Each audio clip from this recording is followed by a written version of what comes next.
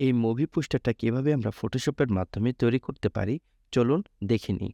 প্রথমে আমরা ফাইলে যাব, ফাইল থেকে নিউয়ে যাব, নিউ থেকে আমরা এখানে প্রিন্ট নেব এবং A4 পেজ নিয়ে আমরা এটাকে ক্রিয়েট করে দেব। ডকুমেন্ট সেটআপ হওয়ার পর আমরা প্রথমে এখান থেকে একটা নিউ লেয়ার নিব।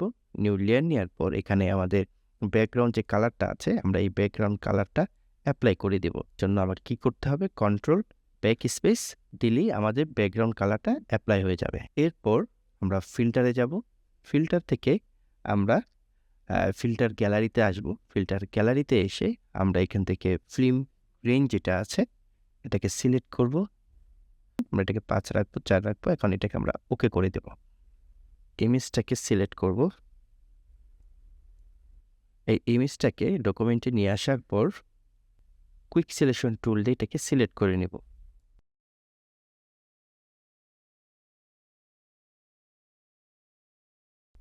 সিলেক্ট হয়ে গেলে আমরা কি করব মুভ টুলটা দিয়ে ড্র্যাগ অ্যান্ড ড্রপ করে আমাদের ডকুমেন্টে নিয়ে আসব। নিয়ে আসার পর আমরা এটাকে কন্ট্রোল টি দিয়ে এটাকে আমরা টেনে বড় করব। ওকে, এটাকে আমরা কনভার্ট টু স্মার্ট অবজেক্ট করে নিই। তারপরে কন্ট্রোল টি দিয়ে এটা একটু বড় করি, ওকে দিব। এরপর আমরা এটাকে সিলেক্ট রেখে ফিল্টার ক্যামেরা র ফিল্টারে যাব। ক্যামেরা র ফিল্টার থেকে এটার এক্সপোজারটা আমরা একটু কমাবো। তারপর কন্ট্রাস্টটাকে আমরা একটু বাড়াবো, হাইলাইটটাকে একটু কমাবো, টেক্সচারটাকে ১০০ করে দেব এবং ক্লিয়ারিটিটাকে আমরা এটাকে ৫০ করে দেব। এরপর আমরা এটাকে ওকে করব। ওকে করার পর আবার কন্ট্রোল টি দিয়ে এটাকে সিলেক্ট করে রাইট বাটন ক্লিক করে আমরা এটাকে ফ্লিপ হরিজন্টাল করে দেব। করার পর এখন আমরা এই ইমেজটা নিয়ে আসব। নিয়ে এসে আমরা এই জায়গায় রাখবো। এইখানে এটাকে রেখে আমরা আবার ফিল্টার ক্যামেরার র ফিল্টার আমরা এটাকে একটু ইয়েলো করে দেব, এক্সপোজারটা একটু কমাবো। এরপর টেক্সচারটাকে ১০০ করে দেব, ক্লিয়ারিটিটাকে ৫০ করে দেব। এরপর আমরা এটাকে ওকে দেব। করার পর এটাকে আমরা ক্লিপিং মাস্ক করে দেব। ক্লিপিং মাস্ক করার পর আমরা আবার কন্ট্রোল যেটাকে কপি করব, কপি করে এটাকে নিচে নিয়ে আসব। ক্লিপিং মাস্ক যেটা আমরা করেছি সবার উপরে যে লেয়ারটা আছে সেটাকে সিলেক্ট করে আমরা আবার অ্যাড লেয়ার মাস্ক করব। অ্যাড লেয়ার মাস্ক করার পর আমরা এখানে গ্রেডিয়েন্ট টুলে আসব। গ্রেডিয়েন্ট টুলে এসে আমরা এই অপশনটাকে সিলেক্ট করব। সিলেক্ট করে আমরা এটাকে ওকে দিব। ওকে দিয়ে আমরা এভাবে টান দেব। তাহলে দেখেন এটা আমার সুন্দরভাবে অ্যাডজাস্ট হয়ে যাচ্ছে।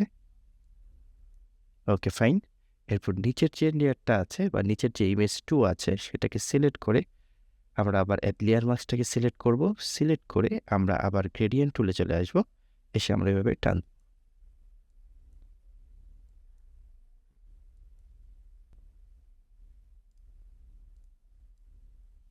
এই ইমেজটাকেও আমরা এখানে নিয়ে আসব। পরে তুলে দেব এই ইমেজটাকে। মুভ টুল দিয়ে এই জায়গায় রাখি, কন্ট্রোল টি দিয়ে এটাকে আমাদের বড় করতে হবে আরও। হ্যাঁ, এটা বড় করে নিলাম।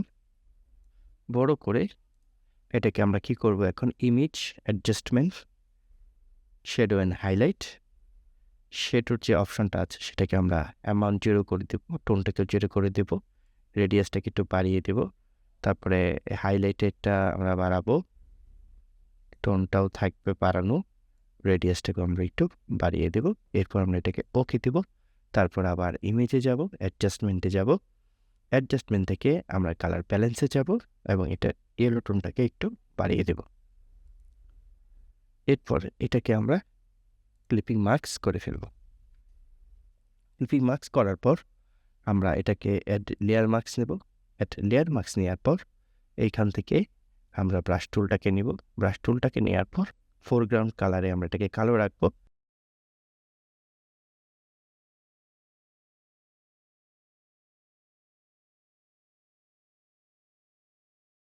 করার পর আমরা এটার অ্যাপারসিটি ভ্যালুটা আরেকটু কমাবো। এটাকে আমরা 50 করে দিব। 50 করার পর এইখান থেকে আমরা এটাকে স্ক্রিন করে দেব। ওকে? এই কাজটা করার পর আমরা আবার এই যে লেয়ার 1 আছে সেটাকে কন্ট্রোল জে দিয়ে কপি করব। কপি করে সেটা সবার উপরে নিয়ে আসব। সবার উপরে নিয়ে এসে এখন আমরা এখান থেকে এটাকে মাল্টি করে দেব। নতুন লেয়ার নেব। নতুন লেয়ার নিয়ে আমরা এখান থেকে গ্রেডিয়েন্ট টুলটাকে নিব। আমরা গ্রেডিয়েন্ট টুলটাকে নিয়ে আমরা এটাকে কালো করে দিব। এটাকেও আমরা কালো করে দিব।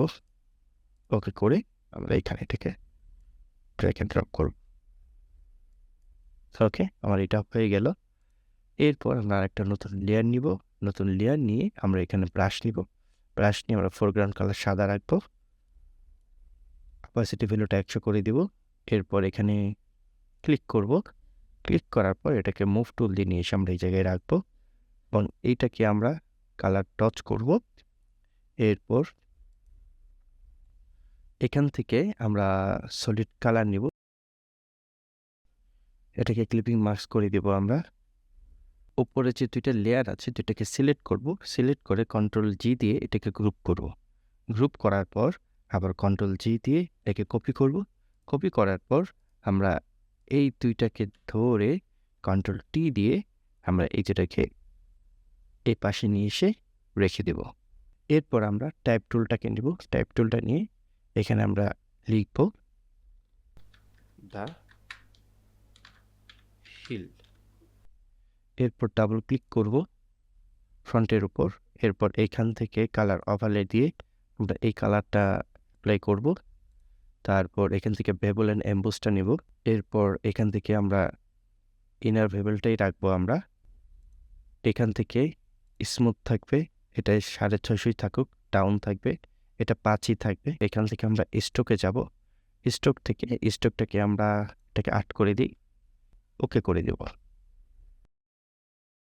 এটাকে আমরা একটু সিলেক্ট করে নিই। সিলেক্ট করে এটাকে আমরা 30 করে দেব। 30 করে আমরা এই যেখানে এটা বসাবো এবং এটার কালারটাও আমরা ডাবল ক্লিক করে কালার ওভারলে থেকে অ্যাডজাস্ট করে দেব। এইরকম টিপস অ্যান্ড ট্রিক্স পেতে চোখ রাখুন ইউরোপিয়ান আইটিতে।